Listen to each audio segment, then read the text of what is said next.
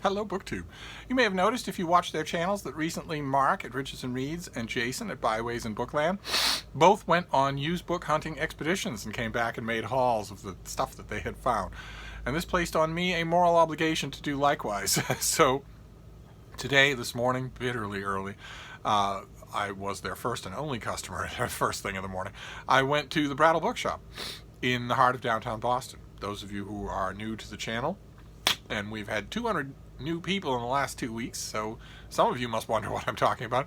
The Brattle is a used bookstore in the heart of Boston. It is 3 stories of just jam-packed with great quality used books at reasonable prices. The third floor is a little less reasonable. It's antiques and collectibles, that sort of thing. But the first 2 floors are a stocked, wonderful, bustling bookstore. The Brattle's out buying books all the time, so the stock has a healthy overturn. In addition to that, they have a sale lot next door. Where they have outdoor carts of books for $1, $3, and $5. Not 1 or 2 carts, but dozens of them, so that there's thousands of books out there, and those also change all the time. And it was a perfect day, beautiful day for shopping at the Brattle. Massachusetts had a slight ragged remnant of a hurricane for about 20 minutes yesterday. It spat rain and was windy. Other parts of New England, New York and New England got hit much harder, but Boston, hardly anything. And what that remnant mostly did was wipe away the absolutely choking humidity that had been in the area yesterday, even humid by my standards. So today the morning was absolutely beautiful, so it was a perfect day for browsing at the Brattle. So I did, and I got a bunch of books, and I want to show them to you, because that's what we do here. The first one is a UK-only Penguin mass market of a book that I have read many, many times. I have, I think, 1 other copy of it, and probably an e-copy. Several of you have been very generous sending me e-copies from your library of all kinds of things. And this is an author I'm well known to love. This is Mary Renault, and this is her book, The Bull from the Sea, which is the sequel to her Book of the Month Club bestseller, The King Must Die. The King Must Die was the story of Theseus, the Greek hero Theseus, only this author grounds him in history, grounds him in archaeology. So they're not mythological adventures of Theseus. Instead, you still get the Minotaur in the labyrinth, but it's those of you who read the book, once upon a time, that would have been everybody. God, there was a time when everyone coming into the bookstores wanted a copy of that book. Those of you who read the book will know that this author is very, very good at making real-life versions of all of those myths.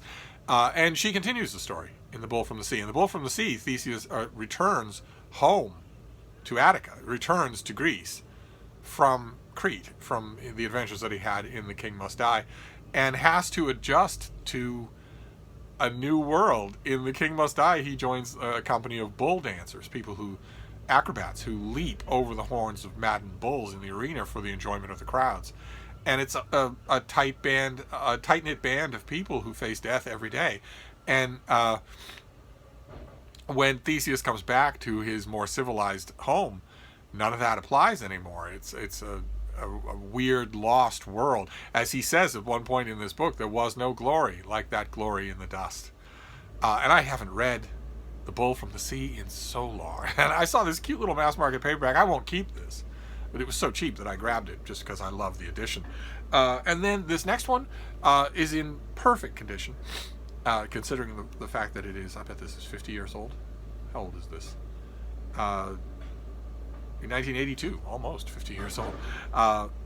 It was first printed in 1975, but this edition came out in 1982. And it is a murder mystery. I was reading a lot of murder mysteries at the beginning of the year, and I was really loving them, and I was starting to zero in on a particular sweet spot of mine when it comes to murder mysteries, and that is English country village murder mysteries. Fortunately for having a sweet spot, there are a million murder mysteries that are set in that kind of setting, and this is one by an author that I've never heard of, never read anything. This is, the author is Elizabeth Lemarchand. This is a Detective Superintendent Pollard mystery, and this is Buried in the Past, a very British mystery. Sorry for the noise in the background, huge amounts of construction on the street. that I'm going to have to figure out how to deal with that. I'm not going to film anywhere else, but there might be parts of the house that I could go in where you won't hear it. I'm in my usual location for now, but I'll be thinking about that because that noise isn't going anywhere for the rest of the week. But this is Detective Superintendent Tom Pollard is from Scotland Yard, so he's not a local.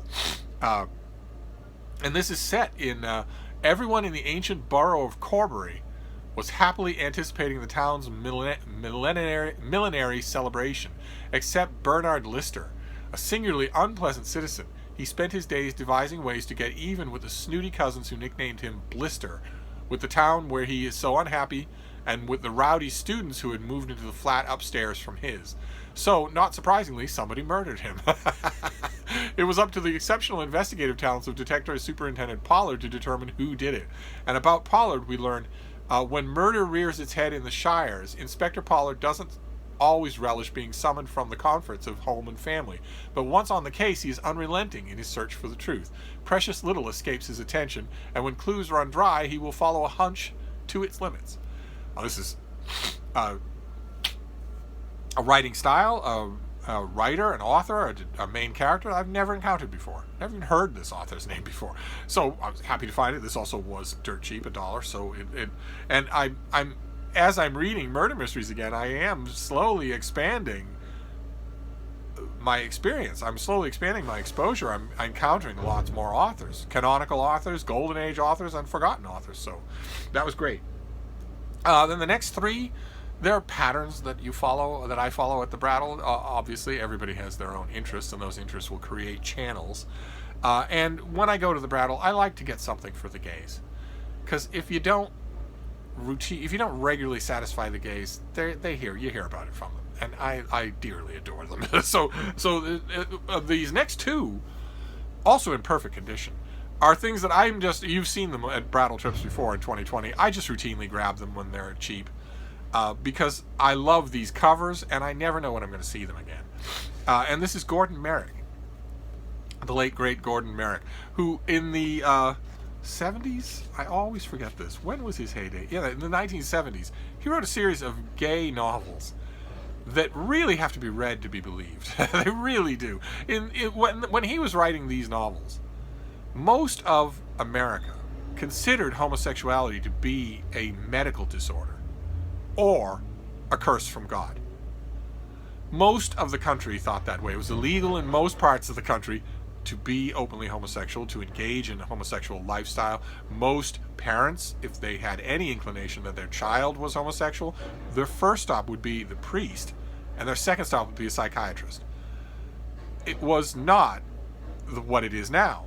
In America and in most parts of the civilized world, it's just an ordinary way to live. It's an ordinary way to be. Granted, there'll always be pockets of bigotry, but nothing like existed 50 years ago. Nothing.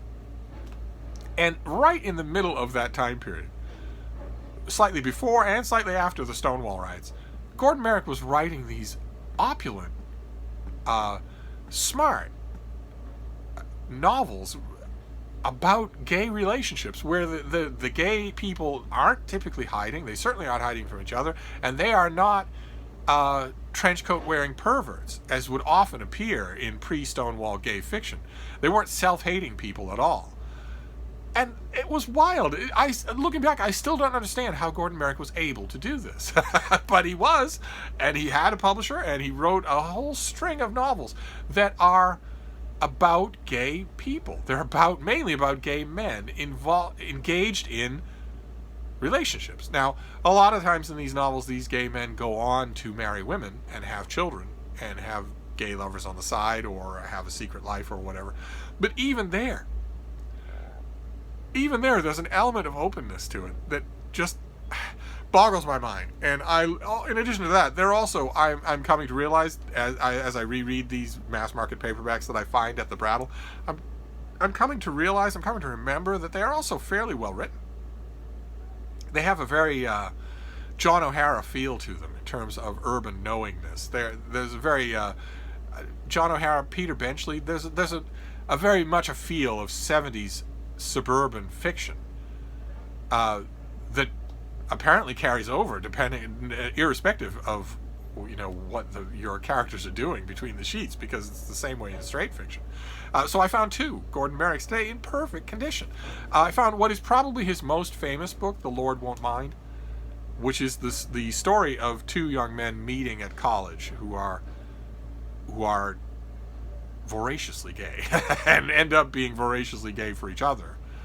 And all of that is described in exuberant technicolor detail. But then they move out into the world. The book follows them. People who have maybe fond sentimental memories of The Lord Won't Mind think of it as a college novel, but actually a large part of it takes place when their characters are older and are out in the world. And there are some brutal scenes. It's not all idyllic romping in the country house. There are some brutal scenes that these characters encounter with other people, not with each other, but with other people. One of these two characters has a completely loveless relationship with a sexual relationship with a woman there is a moment later in this book that, oh my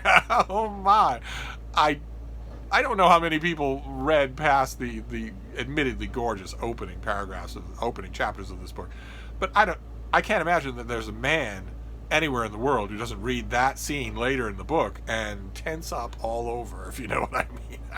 And I've forgotten, every time I find these books and reread them, I remember that there's a lot more to them than just the explicit gay material. A lot more. So I'm glad that I'm finding these mass markets. And this one is, I showed you a couple of Gordon Merrick's in a recent Brattle trip, and they were in terrible shape. This one is not. This one is, I will reinforce this to keep it. And the same thing is true with this other one. This is An Idol for Others by Gordon Merrick. And it is the inimitable Gordon Merrick cover. That's the front cover. And that's the back cover. And this is a much bigger, more ambitious novel. Probably Gordon Merrick's best novel. Look at the shape that it's in, though. Just perfect shape. I will just reinforce this, and it will be fine forever.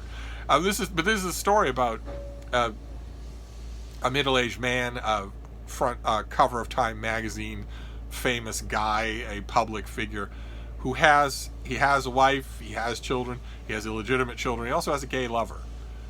And it's about his world, and he is the titular idol for others. And it's about his world slowly complicating and then flying apart.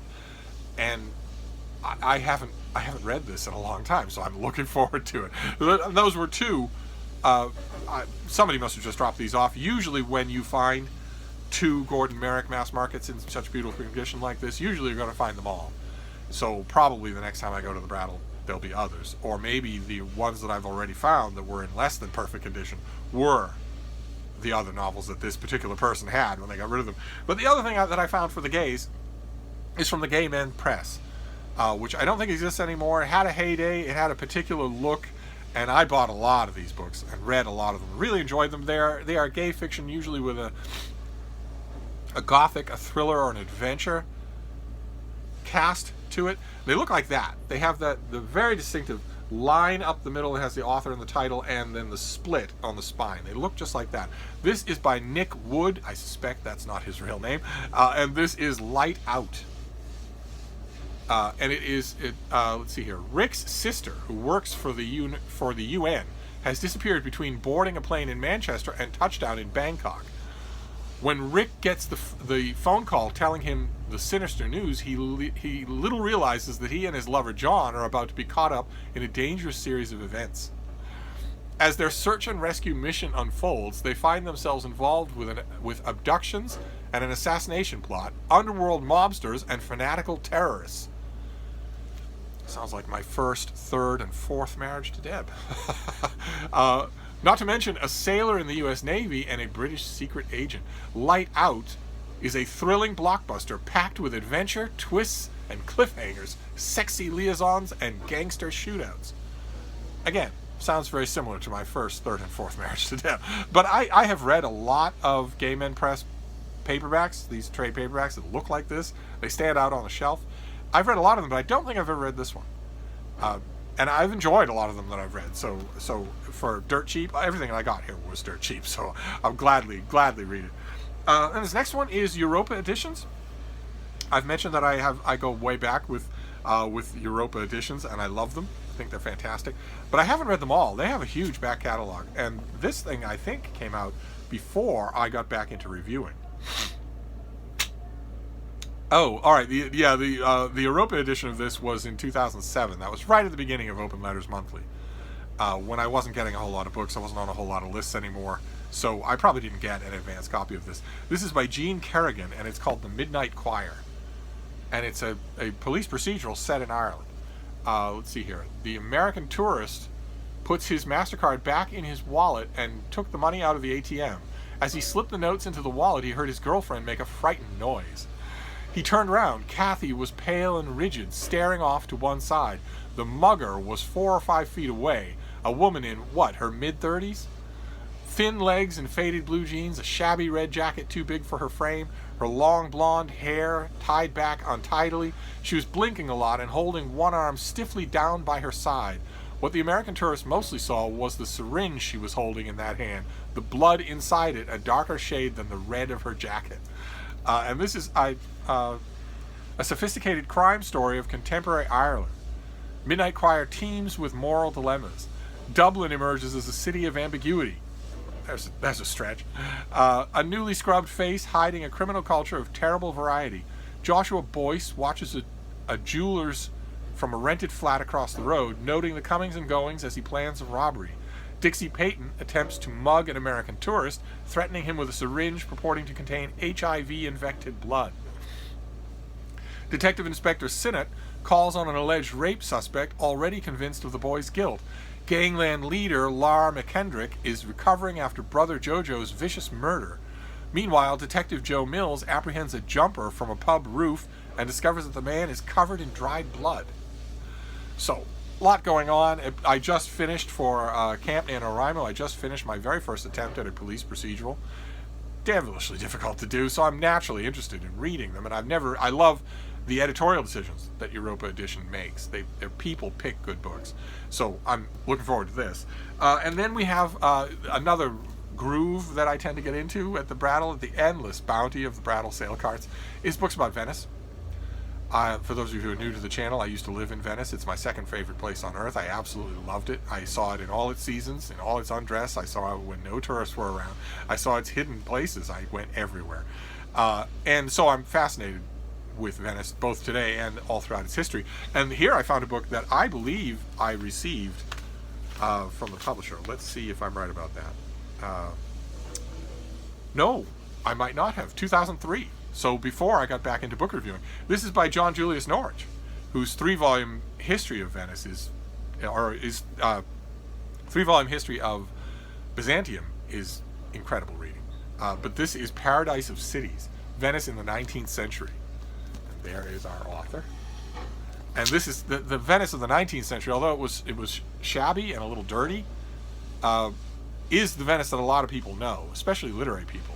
A lot of great books, a lot of great paintings came out of there by a lot of great architectural studies, Ruskin included, and a lot of great stories from people decamping there and living the high life in rented villas, rented palazzos. And I don't think I've ever read this book. I like this author, so it's an author that I like. It's a book I don't think I've ever read, and it's a subject that I love. So then we have a book that will probably end up in this room.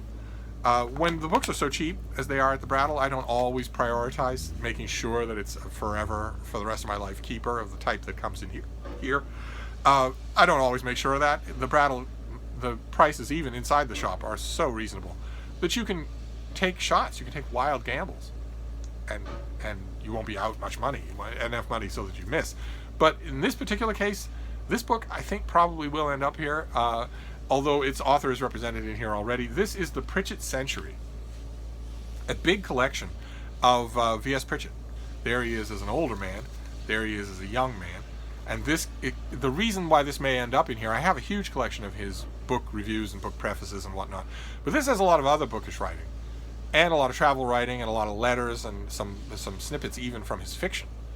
And I like this author very much. I like his nonfiction more than his fiction, but I like even his fiction quite a bit. So probably this will end up in here, and I will, having got this book for a song, I will use the opportunity to just shamelessly reread all of the literary essays at the back of the book. Even though I know them well, I will still reread them. And then the last 2 books are another groove from used book hunting. Another groove that I do when I'm at the Brattle or anywhere else is big fat biographies. I love biographies. It's my favorite kind of book to read. And I found 2 books at the Brattle today that I have already had at one point or another. I saw them both and realized I don't have them, so I got them, and hopefully I'll keep them this time. Usually the prime suspect as to why I wouldn't have a book that I really want is because I mailed it out to somebody. And I'm not doing that as much anymore. I'm still a little bit nervous about going to a post office during a pandemic, especially for something totally frivolous, just mailing books to people. I'll do it, but I'm not doing it anywhere near as much as I used to. And as a result, I'm not finding as many of these books that I wish I still had.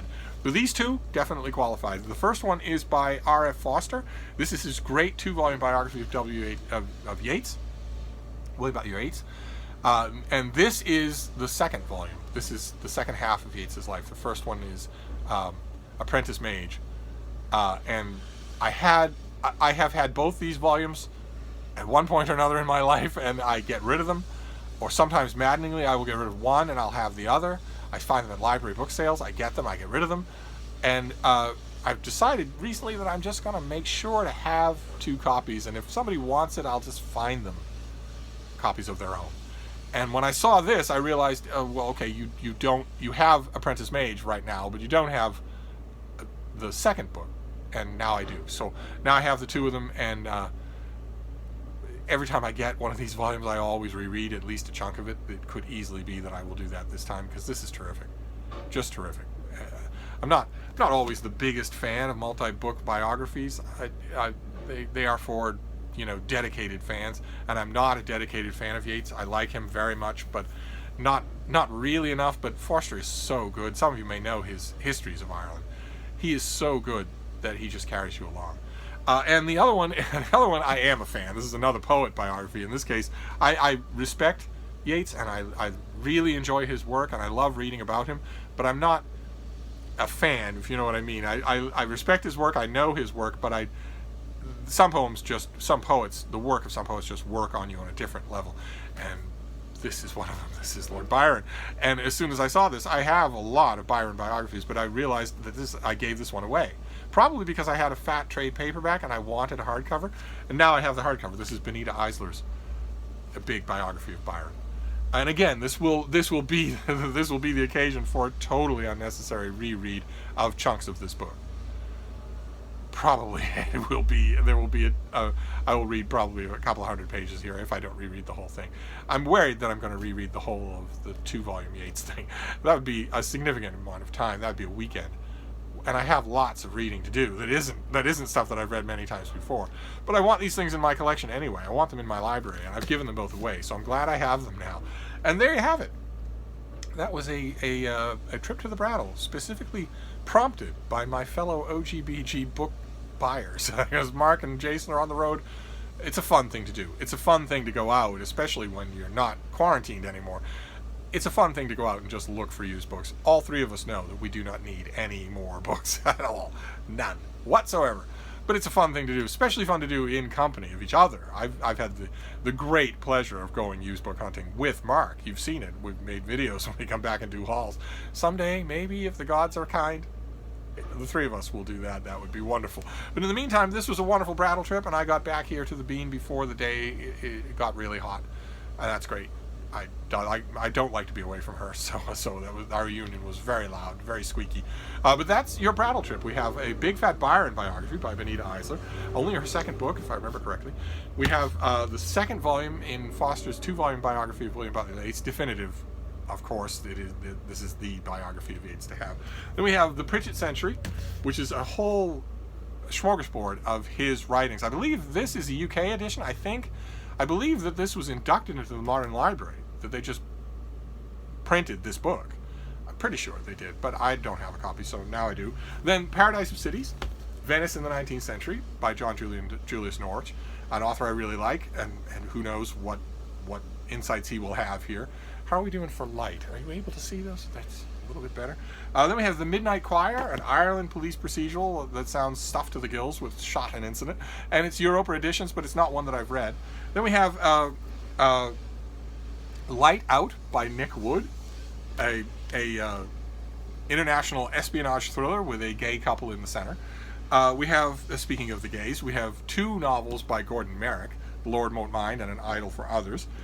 We have a British murder mystery, an author I've never heard of before. This is Elizabeth Le-Marchand's Buried in the Past, set in a British village but starring a Scotland Yard detective. And finally, The Bull from the Sea by Mary Renault. The sequel to her best-selling The King Must Die that I really, really love them. Of course, they're not my favorite by this author. Those would be the Alexander novels, but I haven't read it in a long time. It's not a version I'm going to keep. This thing is in kind of ratty condition, so I will read it, but then I won't keep it. I'll just either recycle it back to the Brattle or give it to a charity shop. But it was tremendous fun. It's tremendous fun. So, and I needed it. So that is my Brattle trip for this week. Probably I don't think I'll be back. I don't think I'll be back this week unless Mark and Jason make me go back. But who knows? In the meantime, I'm going to wrap this up. But I will see you soon. Thank you, BookTube.